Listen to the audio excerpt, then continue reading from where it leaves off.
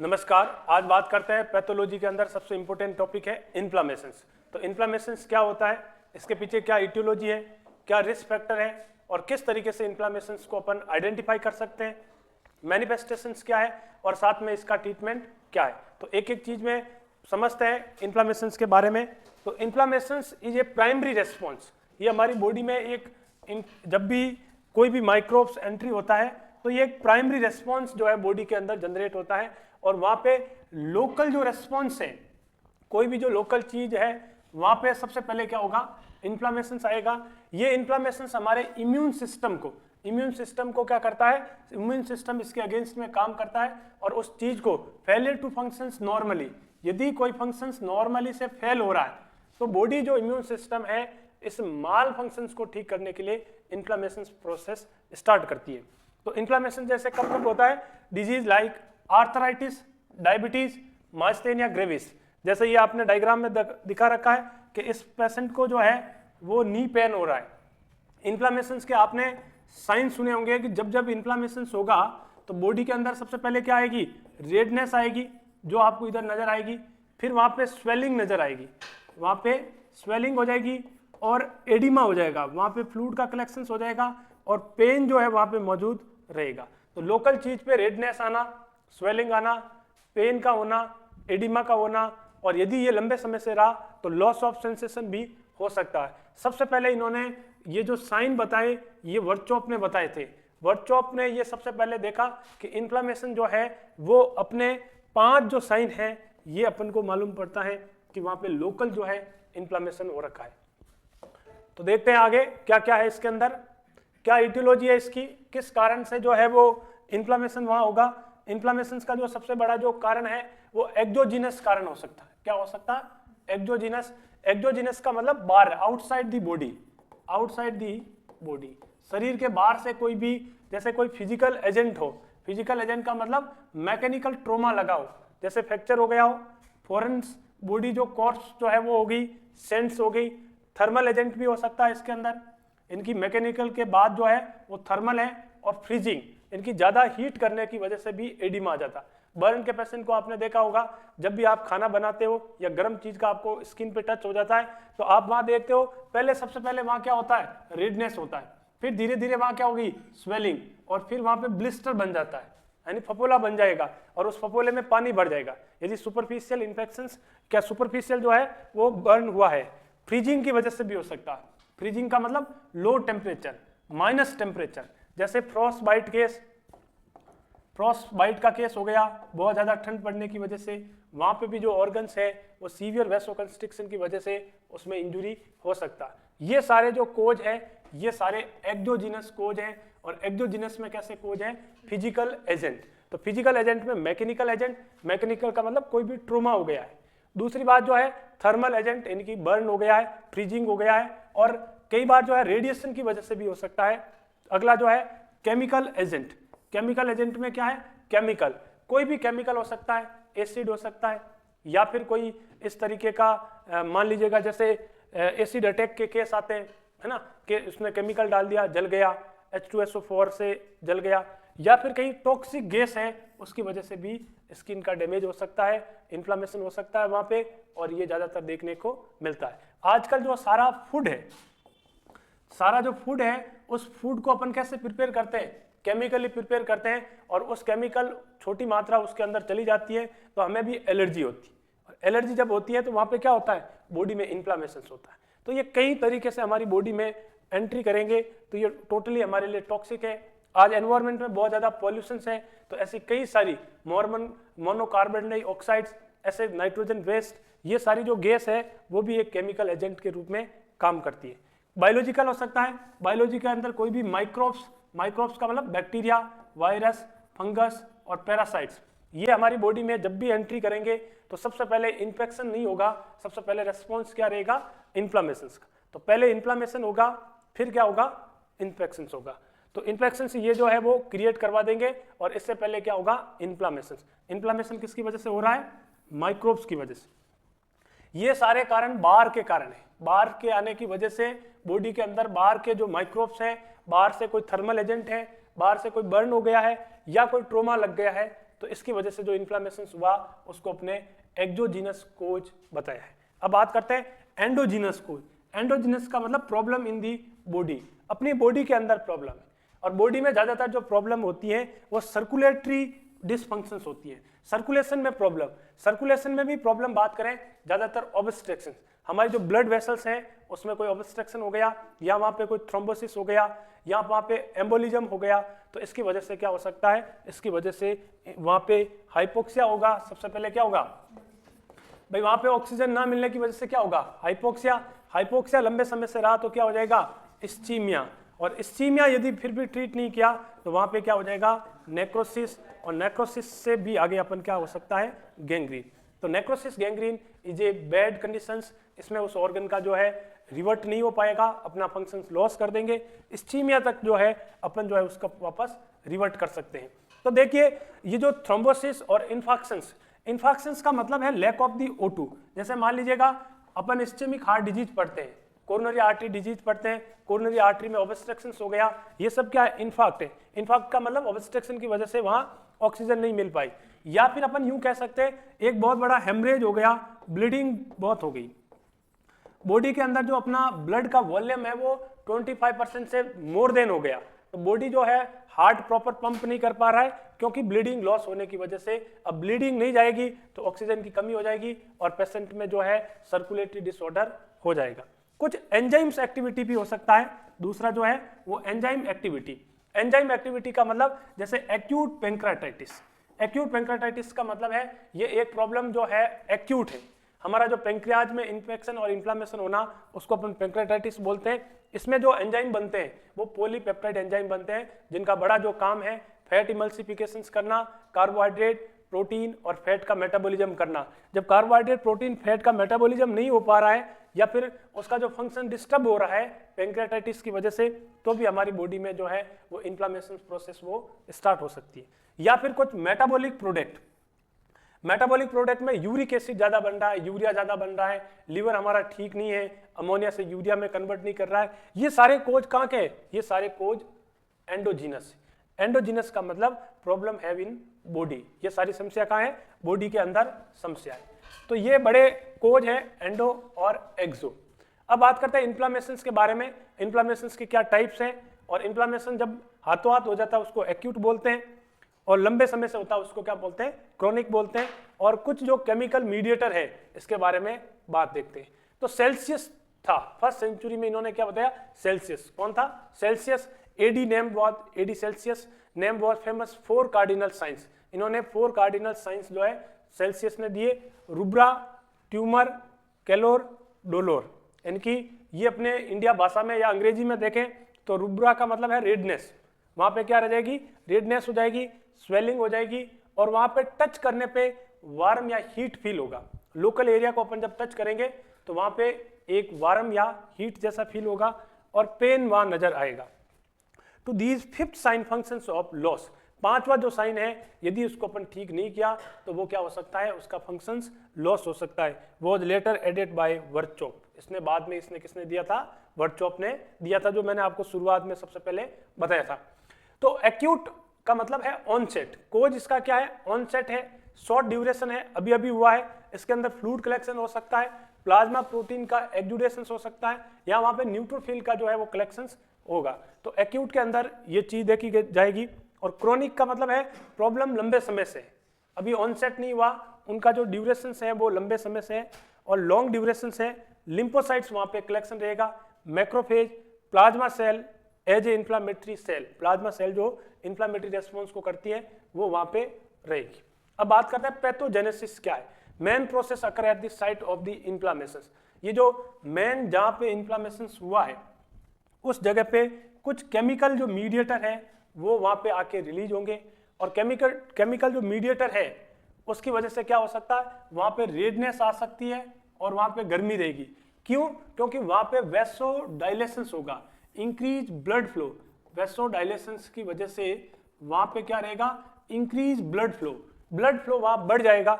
जब blood flow वहां बढ़ेगा तो वहां पे गर्मी बढ़ेगी घटेगी, तो वहां पे गर्मी क्या होगी, बढ़ेगी।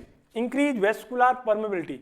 अब इंक्रीज वेस्कुलर परमेबिलिटी का मतलब है जो ब्लड वेसल्स हैं ये जो ब्लड वेसल्स है इसमें से जो वाटर है वो लीक होके आउटसाइड आ रहा है, तो इसकी वजह से वहां पे क्या हो गया, परमेबिलिटी बढ़ गई, तो एक्स्ट्रा वेसेशन हो गया, सेल के बाहर जो है वो फ्लूइड लीक हो गया, और वहां पे लीक होने की वजह से हमें वहां पे क्या नजर आएगी, एक स्वेलिंग नजर आएगी, वहां पे क्या नजर आएगी, स्वेलिंग आएगी। और अब इस स्वेलिंग की वजह से अब यहाँ एक टेंशन क्रिएट हो रहा है, अब एक यहाँ प्रेशर क्रिएट हो रहा है, और इस प्रेशर की वजह से पेशेंट को क्या मालूम होगा, पेन मालूम होगा। और यदि ये प्रेशर ज्यादा रहा तो कोई भी ब्लड सप्लाई जो है उसमें स्टॉप हो सकती है, हाइपोक्सिक हो सकती है, इस्चेमिक हो सकती है, और नेक्रोसिस हो सकती है।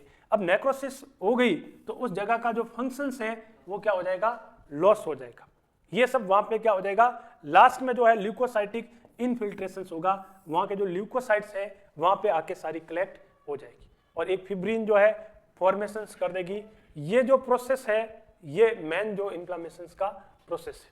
ये देखिएगा, ये एक नॉर्मल चीज में बता रखा है, और एक इन्होंने बता रखा है कि सबसे पहले क्या हुआ, वहां पे वेसोडाइलेशन हुआ, इनकी वेसल के अंदर जो ब्लड फ्लो जो है वो बढ़ा, ब्लड फ्लो बढ़ने की वजह से वहां पे क्या आई, वहां पे हीट और रेडनेस नजर आई, और फिर वहां पे एक्जुडेशन एडिमा हुआ। एडिमा का मतलब collection of the fluid in interstitium space, जो लीक होके फ्लूइड क्या आ गया, बाहर आ गया, जिसको अपन ने बताया था अभी, स्वेलिंग कर देगा, और एम्ब्रिजेशन ऑफ सेल, और वहां पे सारे कई सारे जो कीमोटैक्सिस है सेल में, कई हिस्टामिन, साइटोकाइन, ल्यूकोट्राइन, ये सारे केमिकल मीडिएटर वहां पे रिलीज होंगे, और वेसोडाइलेशन जो होता है वो हिस्टामिन के सिक्रेशन से होता है। तो ये इस तरीके की जो है पैथोजेनेसिस है किसी भी इन्फ्लामेशन की।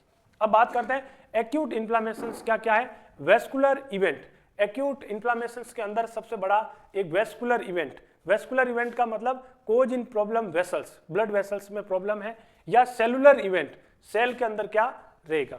तो बात करते हैं हीमोडायनेमिक चेंजेस। सबसे पहला क्या आ जाएगा, हीमोडायनेमिक के वहां पे क्या रहेगा, चेंज रहेगा, ब्लड फ्लो में बदलाव आ जाएगा, ब्लड के अंदर ऑब्स्ट्रक्शन हो सकता है, वेसोडाइलेशन हो सकता है, कंस्ट्रिक्शन हो सकता है, अल्टर्ड वेस्कुलर परमेबिलिटी, और उस वेसल्स की जो परमेबिलिटी है वो भी क्या हो सकती है, अल्टर्ड हो सकती है। जैसा कि आपने एक डायग्राम में देख रखा है, इधर इसके आई के पास में ट्रोमा हुआ है, ये क्या हो गया, यहाँ पे इसने पूरा रेडनेस हो गया, और आई के पास में पूरी क्या आ गई, स्वेलिंग आ गई। तो इसमें वेसल्स की परमेबिलिटी भी क्या हो गई, लीक हो गई। बात करते हैं सेलुलर इवेंट। सेलुलर इवेंट के अंदर जो है एक्जुडेशंस और ल्यूकोसाइटोसिस होगा, और वहां पे फेगोसाइटोसिस होगा।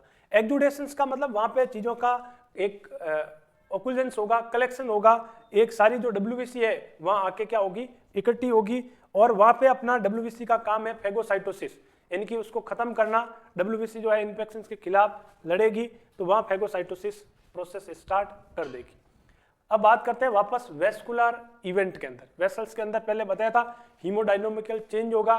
कैसे चेंज होगा, ट्रांजिट वेसो कंस्ट्रिक्शन। देखिए पहले सबसे पहले क्या होगा, वहां पे जो है वेसो कंस्ट्रिक्शन हो जाएगा।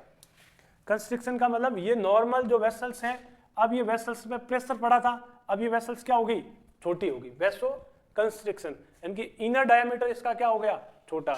और वेसोडाइलेशन, वेसोडाइलेशन किसका होगा, आर्ट्रियोल का होगा, वेन्यूल्स का होगा, एंड कैपिलरी का होगा। देखो वेसो कंस्ट्रिक्शन कहाँ हो रहा है, वेसल्स का। वेसोडाइलेशन कहाँ होगा, आर्ट्रियोल, आर्टरी की जो ब्रांच है आर्ट्रियोल, आर्ट्रियोल अपना सप्लाई किसको देती है, कैपिलरी को देती है, और कैपिलरी से वापस जो ऑक्सीजनेट ब्लड है वो आर्ट्रियोल लेके आती है, कैपिलरी को देती है, और वापस जो डीऑक्सीजनेट ब्लड है वो किस में जाता है, वेन्यूल्स, और वेन्यूल से फिर किस में जाता है, वेन। तो ये जो चीज है, इस चीज के अंदर क्या हो जाएगी, प्रॉब्लम आ जाएगी, और इसकी वजह से जो है वो इनफिल्ट्रेशंस, इनकी एक्स्ट्रा वेस्कुलर फ्लूइड लीक हो जाएगा। Obvious with in half an hours, आधा एक घंटा लगेगा, जब भी कोई चोट लगेगी तो ये प्रॉब्लम स्टार्ट होनी चालू हो जाएगी। इंक्रीज ब्लड वॉल्यूम इन माइक्रोवेस्कुलर बेड, वहां पे ब्लड का वॉल्यूम ज्यादा होगा, इसलिए वहां पे पहले ही बताया रेडनेस और वार्मथ रहेगा। और elevation of the hydrostatic pressure, वहां हाइड्रोस्टैटिक मैंने बताया था, वहां पे प्रेशर स्वेलिंग एडिमा की वजह से क्या हो गया, हाईएस्ट हो गया, और जिसकी वजह से जो है एक्स्ट्रा वेस्कुलर स्पेस के अंदर फ्लूइड आ गया, और जिसको अपन ने अब क्या बोला, एडिमा। क्या बोला, एडिमा। स्लोइंग और स्टेटिस, वहां पे स्लो स्टेटिस जो है वो ब्लड का स्टेटिस हो जाएगा, जम जाएगा। कौन आके जम जाएगा, वेस्कुलर, जैसे ये सारा ब्लड का क्या हो गया, स्टेटिस इनकी स्लो हो गया, और वहां पे उन्होंने एक तरीके से एक ऑक्लूजन्स हो गया, जाम लग गया, ताकि उसका ब्लीडिंग भी क्या हो जाए, स्टॉप हो जाए। तो ये सारी जो आरबीसी एराइज ब्लड विस्कोसिटी और स्लोअर ब्लड फ्लो, और ब्लड फ्लो जो है वो धीरे हो गया और ट्रैप हो गया, ताकि जो ब्लीडिंग भी है इसको क्या कर सके, स्टॉप कर सके। तो ये जो हमें नजर आता है, और इसकी वजह से फिर ल्यूकोसाइट्स आके वहाँ कलेक्ट हो गई, न्यूट्रोफिल्स भी आ गए, और वहाँ कहाँ पे, वेसल्स के एंडोथीलियल के अंदर। और इसी प्रोसेस को, ये जो माइग्रेशंस हुआ, ये दूर की चीजें यहाँ आके जमे, इस माइग्रेशंस की वजह से हम बोलते हैं इमिग्रेशंस। ये क्या हुआ, इमिग्रेशन। इस इमिग्रेशन के चक्कर में क्या हो रहा है, एक्स्ट्रा वेस्कुलर कलेक्शन हो रहा है, एडिमा हो रहा है। तो ये अपने अलग अलग चीजों के बारे में देखा, अल्टर्ड जो वेस्कुलर परमेबिलिटी है इसके बारे में देखा, स्टर्लिंग हाइपोथेसिस, ये किसी ने एक हाइपोथेसिस अनुमान लगाया है, रिसर्च बता रहा है कि नॉर्मल जो भी फ्लूइड जो बैलेंस है वो अपने एक ऑपोजिट फोर्स की तरफ होता है ना, जहाँ पे ज़्यादा प्रेशर होगा उस तरफ जाएगा। तो ये एक थ्योरी है, इस थ्योरी में भी यही इन्होंने बता रखा है किस तरीके से जो है एडिमा होता है। ये इन्होंने बताया, हाइड्रोस्टैटिक जो प्रेशर बढ़ गया और ये फ्लूइड इसमें से क्या हो गया, लीक हो गया, और लीक होने की वजह से क्या हो गया, ये एडिमा हो गया, और वेसल्स में क्या हो गया, डायलेशन हो गया। तो इस स्टेट को नॉर्मल ट्रांसड्यूसन, इसको अपने क्या बोला, ट्रांसड्यूसन, इसको बोला एक्जुडेट, क्या बोला, एक्जुडेट। तो ये अलग अलग जो है स्टेज है। अब इसके अंदर जो वेसल्स अपने अंदर से परमेबिलिटी क्या कर रही है, लीक कर रही है, और लीक होने की वजह से वहाँ पे फ्लूइड जो है बाहर आ रहा है। अब जो वेसल्स की एंडोथीलियल सेल है, अंदर वाली जो सेल है, उसमें कुछ हद तक तो रिवर्ट किया जा सकता है, और कुछ हद तक इसको रिवर्ट नहीं किया जा सकता। ये एंडोथेलियल कॉन्ट्रैक्शंस को अपन क्या करते हैं, रिवर्सिबल प्रोसेस है। मीडिएटेड हिस्टामिन, मैंने पहले आप लोगों को बताया, हिस्टामिन, ब्रेडिकाइनेज, ल्यूकोटेरिन्स, शॉर्ट ड्यूरेशन है, ये 15 से 30 मिनट तक जो है वहाँ पे आ जाएंगे, और फिर इस ऑर्गेनाइजेशन को, इसकी वजह से वेसोडाइलेशन हो जाएगा और ये लीक हो जाएगा। तो इन्होंने एक बताया कि इसके पीछे जो हाथ है वो किसका है, इसमें केमिकल मीडिएटर का हाथ है। इसलिए अपन क्या करते हैं, अपन जब पेशेंट को कैनुला लगाते हैं तो उस पर क्या करते हैं, मारते हैं, टैपिंग करते हैं।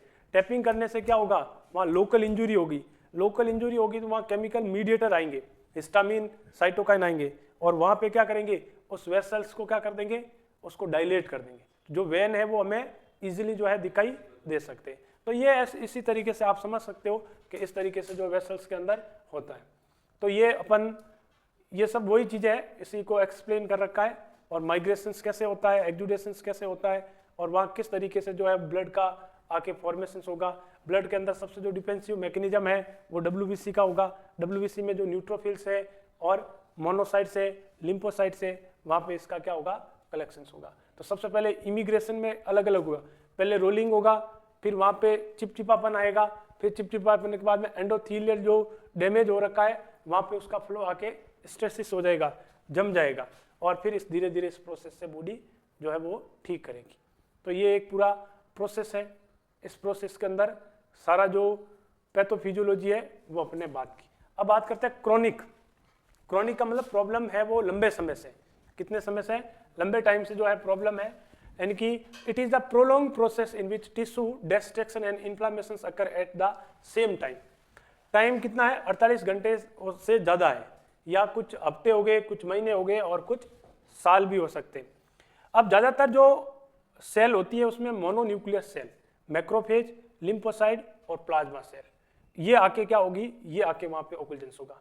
यानी कि अपन को कह सकते हैं कि ऑनसेट के अंदर तो लिम्फोसाइट जो है वो ज़्यादा एक्टिवेट रहती है, मोनोसाइट लिम्फोसाइट ज़्यादा रहती है, और इसके अंदर मैक्रोफेज जो है वो इंपॉर्टेंट रोल अदा करेगा।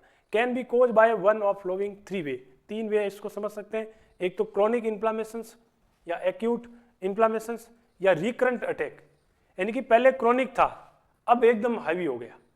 कई बार समस्या छोटी थी, समस्या होती है, पर एकदम वो ज़्यादा हो गई। एक कहानी तो ये, एक कहानी है वापस रिकरेंट हो गया, एक्यूट का भी वापस क्या हो गया, एक बार समस्या थी अब आज वापस जो है रिकरेंट प्रॉब्लम होगी।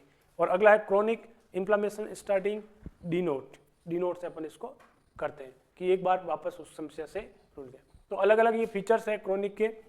सबसे पहले इन्फिल्ट्रेशन होगा, वहाँ पे mononuclear cell, macrophage, lymphocyte और प्लाज्मा सेल। फिर क्रोनिक इन्फ्लेमेशन में जो टिश्यू है उसका क्या हो जाएगा, डिस्ट्रक्शन हो जाएगा, और healing by proliferation and connect tissue, replacement of damage tissue, जो भी डैमेज टिश्यू है वहाँ पे उसका वापस क्या होगा, रिप्लेसमेंट होगा। जैसे स्टेम सेल मोनोब्लास्ट, मोनोसाइट्स, ये सब इन्होंने बता रखी है, जैसे बोन मैरो के अंदर, ब्लड के अंदर और टिश्यू के अंदर। तो ये एक फेज है, इस फेज के अंदर उन्होंने बता रखा है कि वहाँ पे जो बोन मैरो है, बोन मैरो को कौन बनाता है? Stem cell. तो वो मोनोब्लास्ट बोन मैरो ज़्यादा बनाएगा, ताकि वो मोनोसाइट, इसलिए तो अपन सीबीसी करवाते हैं भाई। इन्फेक्शंस में क्या करवाते हैं? सीबीसी करवाते हैं। सीबीसी में डॉक्टर क्या देखता है? WBC count. डब्ल्यूबीसी काउंट में क्या देखता है? मोनोसाइट और लिम्फोसाइट। फिर बताता है कि इन्फेक्शन अभी हुआ या बाद में हुआ। तो अभी के अंदर जो है वो मोनोसाइट नजर नहीं आएगी, लिम्फोसाइट ज्यादा नजर आएगी। इसमें क्या नजर आएगी? मोनोसाइट। और वहां पे अपन और भी यदि इसका स्टडी करके देखें तो वहां पे हमें जो मैक्रोफेज फेगोसाइटोसिस प्रोसेस रहेगा और कई जगह पे केमिकल मीडिएटर भी हमें ज्यादा नजर आएंगे। तो ये इस तरीके से जो है इन्होंने एक बता रखा है कि किस तरीके से जो एक्टिवेट होती है मैक्रोफेज। मैक्रोफेज प्रोसेस क्या होती है? सबसे पहले ब्लड सर्कुलेशन से आएगी, वहां पे चिपकेगी और चिपक के वो क्या करेगी? इमिग्रेटिंग कर देगी। इमिग्रेटिंग का मतलब ये देखो, इस तरीके से जो इंजुरी थी उसको क्या कर दिया? इमिग्रेटिंग कर दिया। तो ये प्रोसेस होगा। इन एक्यूट इन्फ्लामेशंस में जो है इरिटेंट एलिमिनेट मैक्रोफेज, ये अलग अलग मैक्रोफेज है, ये आपको ज़्यादा समझने की जरूरत नहीं है, ये इसमें आप फिर प्रोसेस में पढ़ जाओगे। मेनली जो आपको है वो ये वाली चीज़ देखनी है। मेनली आपको जो है वो तीन चीज़ें देखनी है। पहला देखना है इन्फ्लामेशंस क्या है। तो इन्फ्लामेशंस एक प्राइमरी रेस्पॉन्स है। इन्फ्लामेशंस हमारी बॉडी में जब भी जो है वो दो तरीके के हो सकता है, एक एक्जोजीनस और एक एंडोजीनस, ये दो कारण है। एक्जोजीनस में कोई ट्रोमा हो सकता है, ट्रोमा में कोई फ्रैक्चर हो सकता है या कोई इंजुरी हो सकता है, और इसके अलावा थर्मल भी हो सकता है, कोई बर्न वगैरह हो सकता है, रेडिएशंस हो सकता है, और इंट्रा के अंदर कोई भी वेस्कुलर प्रॉब्लम है। तो ये इंट्रोडक्शन हो गया। फिर इसके sign and symptom. Sign and symptom में सेल्सियस ने बताए थे 4 और फिर वर्चोव ने 5वां बताया कि सबसे पहले वहाँ क्या होगा? रेडनेस होगी, वहाँ स्वेलिंग होगी, एडिमा होगा, पेन होगा, फिर पेशेंट का क्या हो जाएगा? लॉस ऑफ फंक्शंस हो जाएगा। तो इसको वर्चोव 5th साइन भी बोलते हैं। फिर इसकी टाइप्स एक्यूट और क्रोनिक। एक्यूट अपन को बोला ऑनसेट प्रॉब्लम, क्रोनिक को बोला लंबे समय से। फिर इसकी पैथोलॉजी, पैथोलॉजी का मतलब क्या क्या इसके अंदर फेज होते हैं। सबसे पहले जो फेज होगा वहाँ पे सेल की इंजुरी होगा, वहाँ पे सबसे पहले वेसोडाइलेशंस होगा, ब्लड फ्लो क्या होगा? वहाँ पे इंक्रीज होगा, और इसकी इंक्रीज होने की वजह से वहाँ पे हमें हीट फील होगी और वार्मथ फील होगी। फिर अपने क्या होगा? वहाँ पे कुछ केमिकल मीडिएटर जो है वेसोडाइलेशन का काम करेंगे, जिसकी वजह से उसकी परमेबिलिटी है वो क्या हो जाएगी? बढ़ जाएगी, और जो फ्लूइड है, वाटर है, वो क्या हो जाएगा? एक्स्ट्रा वेस्कुलर आ जाएगा और एडिमा कर देगा। और इस एडिमा की होने की वजह से वहाँ पे हाइड्रोस्टैटिक प्रेशर बढ़ जाएगा, और हाइड्रोस्टैटिक प्रेशर बढ़ेगा तो वहाँ पे एक कंप्रेशंस पैदा होगा, जिसकी वजह से पेन होगा, और ये पेन की वजह से पेशेंट को डिस्कम्फर्ट हो सकता है। इसलिए अपन पेशेंट को क्या करवा सकते हैं? अपन इसको कोल्ड जो है वो एप्लीकेशंस करवा सकते हैं। कोल्ड एप्लीकेशंस क्या करेगा? इस वेसो डायलेशंस को क्या करवाएगा? कंस्ट्रिक्ट करवाएगा, और जो वाटर है उसका क्या हो जाएगा?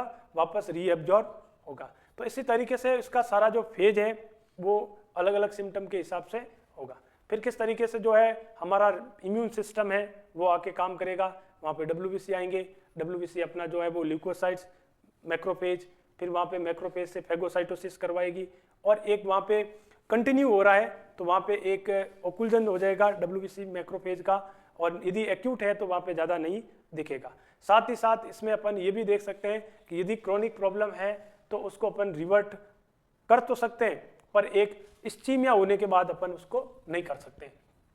यानी कि इस्चीमिया हो गया, यानी कि कोई भी जब सर्कुलेटरी प्रॉब्लम आ गई, सर्कुलेटरी प्रॉब्लम में अपन देखते हैं यदि कोई भी सेल को 10 से 15 मिनट जो है, स्पेशली बात करें न्यूरॉन सेल की, ब्रेन में तो क्या है 10 से 15 मिनट तक सर्कुलेशन इंटरप्ट रहा तो हमारे न्यूरॉन क्या हो सकते हैं? डैमेज हो। हर एक सेल का अलग अलग विशेषता है। न्यूरॉन में तो 10 से 15 मिनट उसको ब्लड फ्लो कम मिला या एब्सेंट रहा तो वो परमानेंट डैमेज हो जाएगा, वापस उसको अपन जो है रिवर्ट नहीं कर सकते। इस्चीमिया तक अपन रिवर्ट कर सकते हैं, और इस्चीमिया में भी कोई भी सेल का, हर एक सेल का जो माइलिन शीथ होता है, हर एक सेल का क्या होता है? माइलिन शीथ होता है। माइलिन शीथ तब तक ठीक है, तब तक वो सेल क्या है? रिवर्ट कर सकते हैं, उसमें जितना भी इंजुरी हुआ वो रिवर्ट कर सकते हैं। और माइलिन शीथ का डिस्ट्रक्शन हो गया तो अपन न्यूरॉन सेल को वापस नहीं कर सकते हैं। जैसे हमारे बॉडी में लीवर जो है, लीवर को आप कितना भी डैमेज करोगे, first second third fourth level का, वो रीजनरेशन कैपेसिटी रखता, न्यूरॉन नहीं रखता। लंग्स है, लंग्स की एल्वेओलाई सेल है, वो डैमेज हो जाएगी तो फंक्शंस रिड्यूस हो जाएंगे लंग्स के। किडनी जो है, किडनी में डैमेज हो जाएगा, किडनी का फंक्शन डैमेज हो जाएगा। तो ऐसे अलग अलग जगह के लिए अलग अलग गाइडलाइन है, अलग अलग उसको अपन बोलेंगे। बड़ा जो है अपन इसके अंदर जो ट्रीटमेंट है, जो कोज है, उस कोज को ट्रीट करेंगे। मान लीजिए थर्मल कोज है तो थर्मल से अपन उसको रिलीव करेंगे, फ्लूइड ज़्यादा देंगे, और जो भी मैनेजमेंट करना है वो अंडर दी ऑब्जर्वेशंस करेंगे।